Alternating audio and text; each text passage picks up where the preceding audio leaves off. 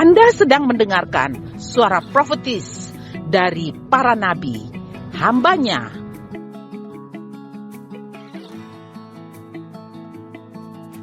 Dengarkanlah dan lakukanlah perintah Tuhan melalui para nabi, maka engkau akan berhasil. Selamat mendengarkan.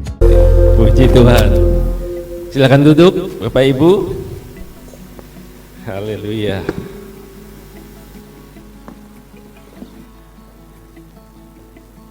Shalom. Saya bersyukur ada di tengah-tengah keluarga saya sendiri. Amin. Sangat senang bahwa saya bisa berdiri ada di sini. Saya percaya ini semua kasih karunia Tuhan. Amin. Tentu ada mami yang tercinta, ada abang-abang saya ya, Bang Farel, ada Om. Semuanya dia, saya nggak bisa sebut satu ini saudara semua ya. Cuma memang ada sedikit yang kurang menyenangkan kali ini. Perjalanannya kurang menyenangkan. Jadi sebetulnya rencananya dari kemarin sudah sampai di Kupang, tapi tiketnya dibatalkan oleh maskapai. Saya nggak tahu kenapa ya. Akhirnya diundurlah hari ini. Gak ada pilihan, Bapak Ibu. Ya, kalau saya lebih sukanya kan kalau bisa kemarin sampai sini ya, hari ini enak loh datang ke sini ya, tapi hari ini ya apa boleh buat ya, saya yang punya maskapai. Kalau saya punya penerbangannya pasti saya kendarain sendiri terbang ke sini. Apa boleh buat, saudaraku ya. Baru seumur hidup kali-kali ini saya ke gereja nggak pakai mandi. Terpaksa saya ngaku aja pagi-pagi. Saya bilang, aduh Tuhan ampuni saya. Pakai khotbah lagi nggak pakai mandi. Tapi urapan nggak bicara mandi ya, benar ya. Mau mandi tidak mandi tetap diurapi oleh Tuhan. Amin. Mau ngopi tidak ngopi tetap diurapi Tuhan. Haleluya. Puji Tuhan. Saya tentu berbahagia pada kesempatan ini ya. Terima kasih abang saya Pak Pendeta John dan Kak Mel ya telah memberi kesempatan untuk sharing, membagikan berkat kepada kita semua. Dan saya percaya biarlah hari ini kita diberkati dengan firman yang benar-benar menjadi firman yang hidup. Amin. Amin Bapak Ibu. Belum ngopi kayaknya ya. Oke, hari ini saya mau bicara satu hal. Saya kasih judulnya God is going before you. Ya, apa itu? Mungkin sebagiannya bingung lagi apa itu. God is going before you. Tuhan berjalan atau bergerak di depan kita. Amin. Siapa yang percaya? Tuhan bergerak, berjalan di depan kita. Mungkin banyak daripada kita yang bingung selama ini, ya, termasuk saya. Kadang-kadang kita merasa kok Tuhan tuh nggak ada, benar nggak sih? Terutama kapan? Ketika kita diterpa badai, topan, masalah, kita seolah-olah merasa kemana sih Tuhan? Benar? Padahal Tuhan kita Immanuel, Tuhan yang menyertai kita, amin, yang bersama kita. Tapi kadang-kadang kita bisa tidak merasakan bahwa Dia itu hadir di tengah-tengah, bahkan bersama kita. Bahkan Paulus mengatakan Tuhan bukan lagi bersama kita, tapi hidup di dalamku. Makanya dia katakan bukan aku lagi yang hidup, tapi Kristus yang hidup dalamku. Jadi Bapak Ibu, biar hari ini kita mau tahu Tuhan kita itu yang seperti apa sih? Kok Dia bisa bergerak di depan kita, Dia berjalan di depan kita, seolah-olah Dia kok jauh ya. Nanti kita lihat saudaraku, bagaimana Tuhan menuntun umatnya walaupun sepertinya jauh sekali. Karena Dia memang tidak pernah meninggalkan kita. Raja Daud sangat tahu persis. Raja Daud menyembah Tuhan, bukan Tuhan yang pasif, bukan Tuhan yang mati, bukan Tuhan yang tidak punya kuasa. Amin. Mari kita lihat di Mazmur 23. Saya percaya semuanya pada hafal, terutama bapak-bapak, ibu-ibu guru di sini, ya. Mazmur 23. Mari kita baca sama-sama 1 sampai 6, ya. 23 ini 6 ayat. 1 2 3. Tuhan adalah gembalaku, takkan kekurangan aku. Ia membaringkan aku di padang yang berumput hijau. Ia membimbing aku ke air yang tenang.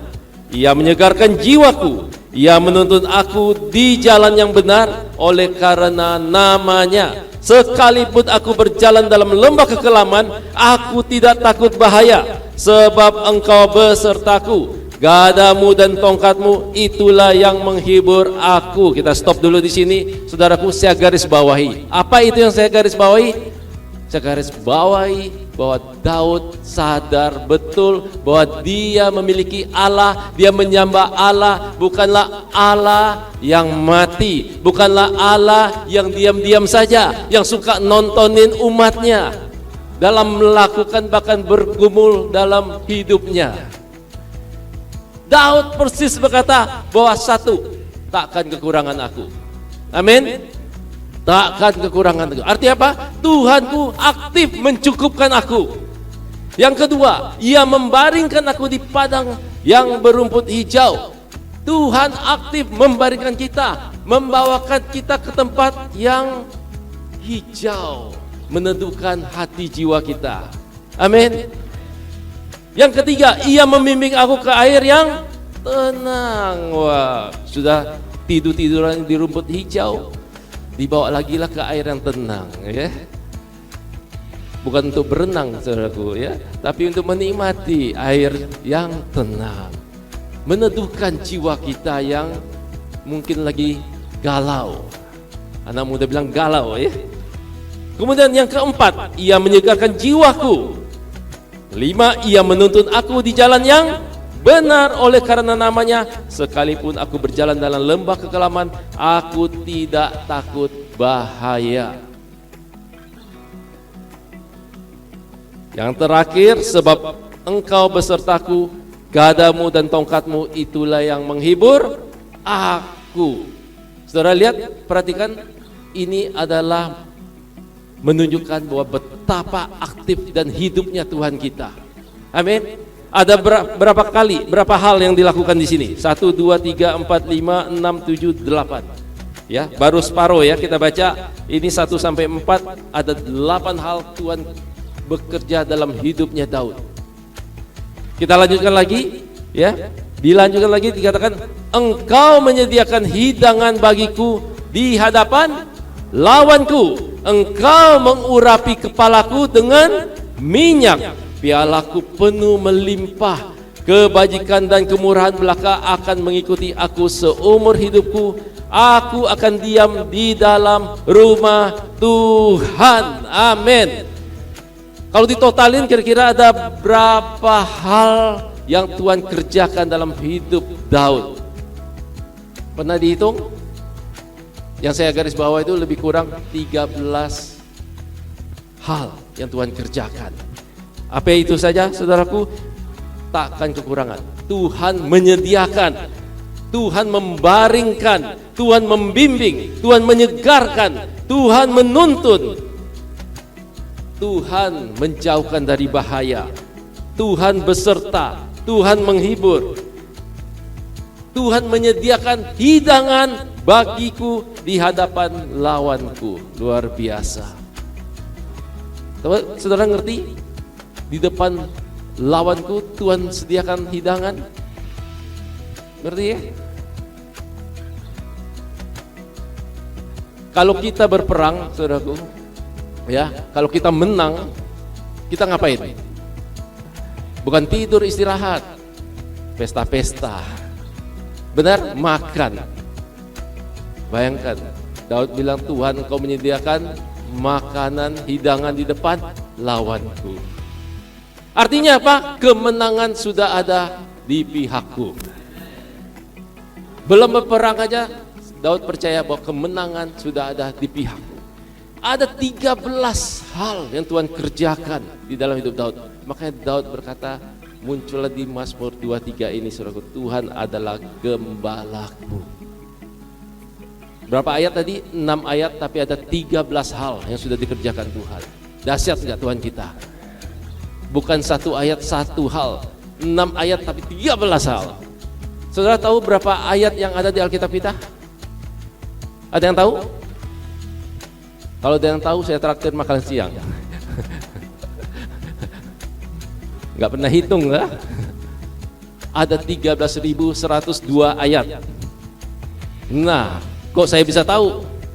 Ya Google saja. Mana mungkin saya hitung-hitung ayat ya.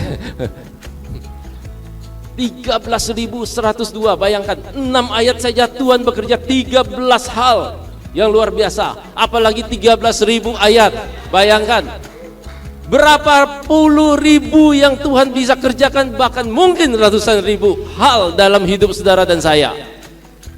Jadi jangan lagi katakan buat Tuhan, kemana engkau? Apa yang kau bisa kerjakan untuk hidupku? Ya, apa yang kau bisa kerjakan? Apa yang kau bisa lakukan? Tuhan kok begini, Tuhan kok begitu? Kemana engkau Tuhan? Benar saudara? Seringkali kita merasa begitu. Kita merasa Tuhan itu jauh. Tapi saudara perlu ketahui, memang kadang-kadang, bukan mungkin kadang-kadang saja, bahkan bisa jadi dalam hidup kita, kita rasanya kok Tuhan itu jauh sekali. Tuhan jauh ada alasannya. Tuhan jauh itu bukan dia cuek, bukan dia benci saudara atau saya, dia mau tinggalkan kita, enggak pernah. Sekalipun Tuhan tidak pernah meninggalkan kita. Sekalipun aku tidak akan pernah meninggalkan engkau. Begitu Tuhan berfirman dari Abraham sampai kita hari ini, tidak ada yang pernah ditinggalkan.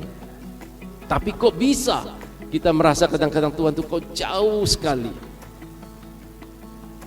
Mari kita buka di Keluaran 13, 21, 22. Keluaran 13, 21, 22. Tuhan berjalan di depan mereka. Di belakang atau di samping? Di depan mereka. Pada siang hari dalam tiang awan untuk menuntun mereka di jalan, dan pada waktu malam dalam tiang api untuk menerangi mereka, sehingga mereka dapat berjalan siang dan malam dengan tidak beralih. Tiang awan itu tetap ada pada siang hari dan tiang api pada waktu malam di depan bangsa itu. Amin. Saudaraku, sejak awal inilah Tuhan kita. Sejak awal ketika bangsa Israel dikeluarkan dari perbudakan negeri Mesir, Tuhan sudah menunjukkan bahwa dialah Tuhan yang setia, yang tidak pernah meninggalkan umatnya. Walaupun dia seolah-olah jauh di depan. Benar? Seolah-olah dia jauh di depan. Makanya dikatakan Tuhan bergerak, berjalan di depan bangsa Israel. Bukan di samping, apalagi di belakang. Kenapa saudaraku Tuhan bisa begitu? Karena memang dia mau menunjukkan, lihat, siang dan malam, supaya mereka bisa ikut bergerak bersama Tuhan. Luar biasa? Luar biasa bukan? Tuhan kita tidak pernah mau lihat kita diam, nganggur. Tapi dia juga mau lihat kita mengerti pergerakan apa yang dia mau lakukan.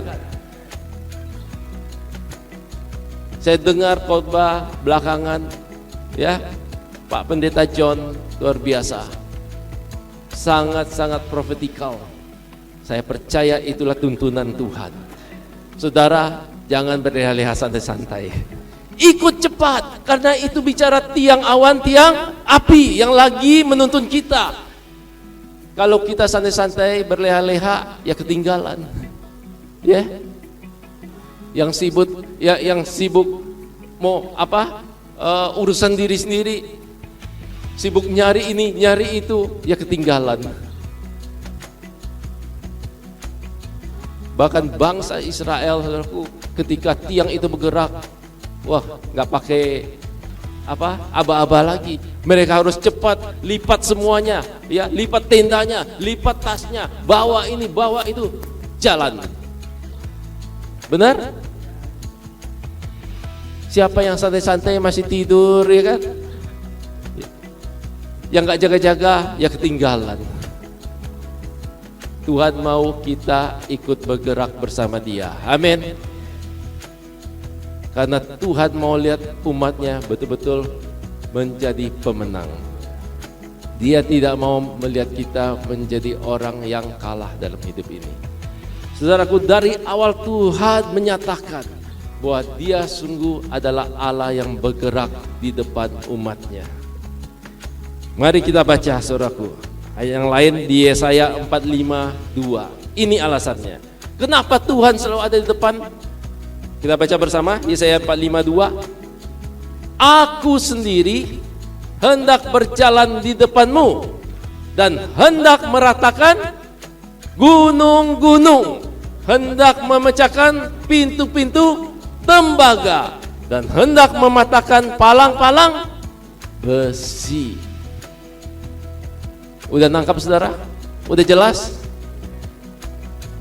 Tuhan punya alasan kenapa Tuhan berjalan. Dia berkehendak untuk berjalan di depan kita karena Dia mau melakukan sesuatu. Amin. Saya mau katakan, saudaraku, sebelum bahkan saya sampai di sini, Tuhan sudah bergerak terlebih dahulu. Amin. Sebelum saya berbicara, Tuhan sudah bergerak terlebih dahulu. Bahkan sebelum kita jatuh, Tuhan sudah bergerak terlebih dahulu. Makanya karena Dia tidak pernah meninggalkan kita.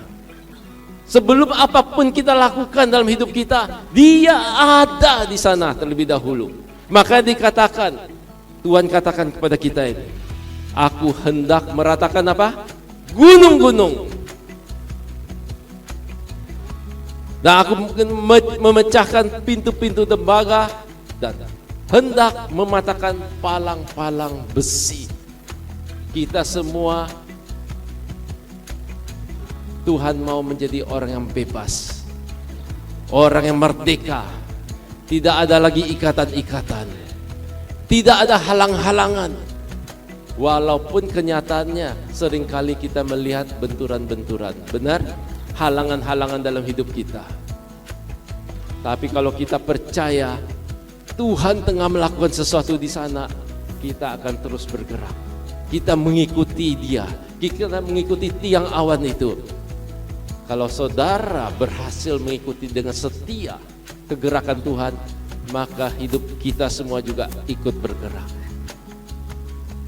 Kita akan melihat kemenangan demi kemenangan, kemuliaan demi kemuliaan. Amin.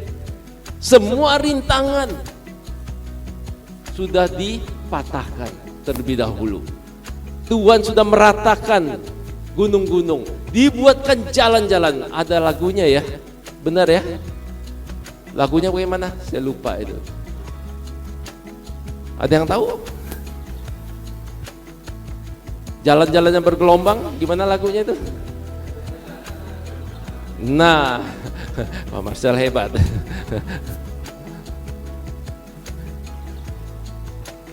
Tuhan mau meratakan jalan-jalan. Mungkin hari ini hidup kita banyak gelombang, kayak berliku-liku ya. Kalau bawa mobil itu nggak enak banget ya. Kalau jalannya begini ya. Tuhan mau ratakan supaya jalannya itu mulus. Benar Bapak Ibu. Walaupun kita perlu kadang-kadang memang bergelombang, kita perlu tantangan dalam hidup ini supaya apa? Kita menjadi pemenang dalam hidup ini. Tidak ada cara lain. Banyak yang bertanya, Pak Pendeta, kalau Tuhan itu baik, kenapa kok pencobaan itu masih ada? Harus Pak Pendeta yang jawab nanti. Kalau Tuhan baik, kenapa kok ada pencobaan? Nah, ya kan? Wah, sering yang nanya begitu. Kalau kita nggak mengerti Allah kita, Tuhan kita seperti apa? Oh iya ya, Tuhan baik kok kasih kita pencobaan-pencobaan. Bukankah Tuhan mengatakan bahwa ya janganlah mencobai Dia, Dia juga tidak pernah mencobai kita, tapi kok dikasih pencobaan. Ada yang pernah dicobai? Saudara tahu pencobaan yang diizinkan kita itu adalah pencobaan yang biasa, yang tidak melebihi kekuatan manusia. Kecuali ada yang merasa tidak manusia. Kalau masih merasa manusia, tidak ada yang lebih dari kekuatan manusia. Artinya kita pasti bisa menanggungnya. Kalau kita dicobai, apa? Tuhan memberikan jalan keluar. Jadi tahu apa saudaraku, pencobaan itu untuk apa? Pencobaan itu hanya media. Media apa? Media untuk menunjukkan bahwa kita adalah pemenang. Benar? Kayak tes saja. Kapan kita bisa naik kelas? Ya harus ada tesnya. Tapi pasti kita menang. Itu janji Tuhan. Maka adalah jaminan dari victory. Apalagi saudara gereja namanya Victory Life Community. Jangan takut, jangan cengeng sama pencobaan. Pencobaan itu enggak ada apa-apanya. Ya, benar? Betul. Kalau gitu ayo minta percobaan rame-rame.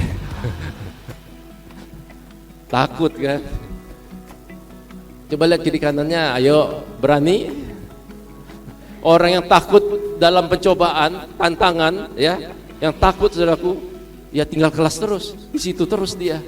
Tapi orang yang berani maju dan masuk dalam tantangan hidup ini, dia akan terus terbang bagai Raja Wali. Gak takut. Pencobaan apapun Tuhan berkata, itu udah janji Tuhan. Jadi pencobaan itu ada supaya kita hanya untuk menang. Gak ada alasan lain. Hanya untuk menang sehingga terbuktilah kita lebih dari pemenang. Gak ada yang lain.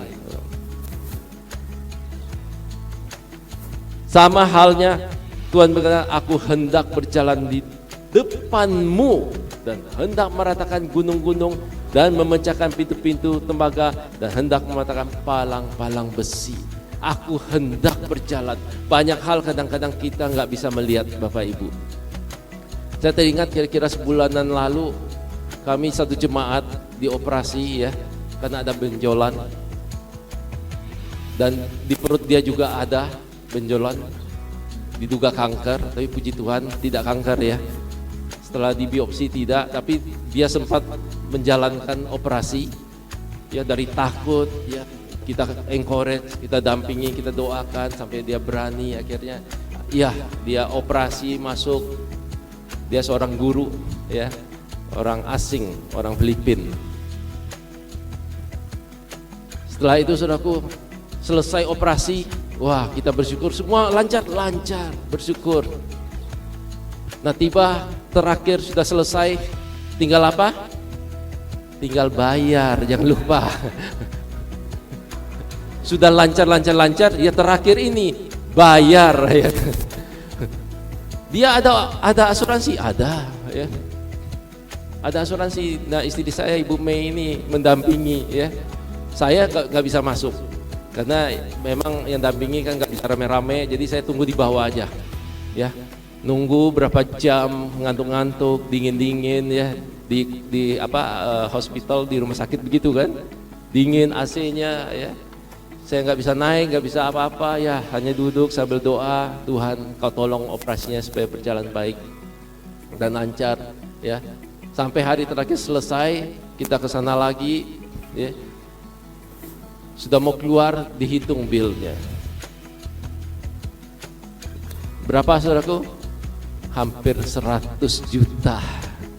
Hanya operasi perut dan sedikit ada di sini, di pundaknya ada benjolan. 98 juta. Saya lagi di bawah duduk, sebentar lagi kering, ditelepon sama istri saya. Dad, ini gimana ya? Apanya gimana? Ya apa gimana? Ini 98 juta. Hah? Tadi ngantuk-ngantuk langsung bangun. Dingin-dingin, panas, keringat keluar. 98. Asuransi bagaimana? Asuransi hanya 30 juta bayarnya. Aduh. Kemudian dia ada tabungan, ada, tapi total palingan juga 50 juta totalnya, ya. Jadi kurang berapa? 48 juta. Kalau nggak ada sekarang, ya udah nginap lagi, nggak bisa keluar. Saudaraku panik, saya bilang oke, saya mendingan saya pulang aja dari sini, saya daripada di rumah sakit, bisa-bisa saya juga ikut sakit, mendingan saya balik dulu, bisa tenang, berdoa, ya nggak panik, bisa berpikir siapakah yang bisalah mungkin membantu dan sebagainya.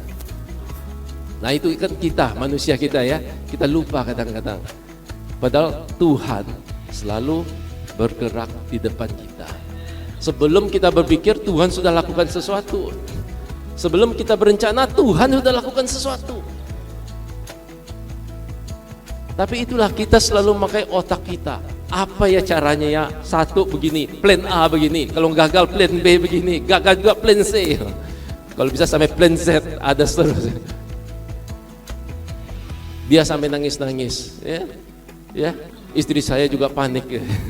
Ibu Mei, ini gimana? Ya gimana? Saya sama nggak tahu gimana. Kita kalau punya uang sebanyak itu ya udah kita store aja dulu kan. Kalau enggak ya nggak boleh pulang. Nah Tuhan bekerja. Bosnya yang punya sekolah nelpon. Miss gimana? Oke, operasinya? Yes, oke sir, thank you, terima kasih. Semua oke? Ya baik, oke. Terima kasih. Hanya yang nggak oke itu bill. Tagihannya nggak oke, dia nangis-nangis. Tapi luar biasa nih bos, saya baru dengar satu bos ini yang dengan santai. Oh don't worry, jangan khawatir, ya. Berapa kurangnya? Wes, jangan khawatir. Masih hitung-hitung masih kurang 48 juta. Kamu yakin segitu? Masih butuh lagi? Waduh. Kalau Tuhan sudah bergerak di depan, ya kan, mau berapapun saudaraku beres, nggak pakai macam-macam lagi, nggak pakai bilang, nah tuh kan, gue udah bilang, jangan sakit-sakit begitu, bandel sih, ya kan? Benar nggak? Kalau kita kan ngomel dulu, ngabisin duit aja, lihat ini kan, gara-gara kemarin makan ini, makan itu, begadang terus. Sekarang 48 juta juga kurang ini. Tapi kalau Tuhan bergerak di depan, beda saudaraku. Bayangkan, bos saya nggak tahu dia orang percaya atau bukan, ya, dia yang punya sekolah, tapi dia katakan, don't worry miss, saya akan bantu bayarkan dulu. Saya bilang sama istri saya, wah ada lowongan nggak kira-kira ya di sekolah ini? Kalau perlu menjadi pastor cepolnya, saya oke deh. Benar saudaraku, saya jemaat orang Filipino banyak guru. Saya tahu persis satu sekolah demi satu sekolah. Semuanya itu wah sulit, kecuali Tunas Bangsa. Ini ibu kita ya kan. Hati istilahnya betul-betul generous, kita bilang hati yang betul-betul baik itu loh. Saya baru tahu ini satu. Saya bilang, nggak pakai A, nggak pakai B, langsung saya bantu. Kamu tenang, kami selesaikan, saya selesaikan. Kalau masih kurang kasih tahu ya. Waduh.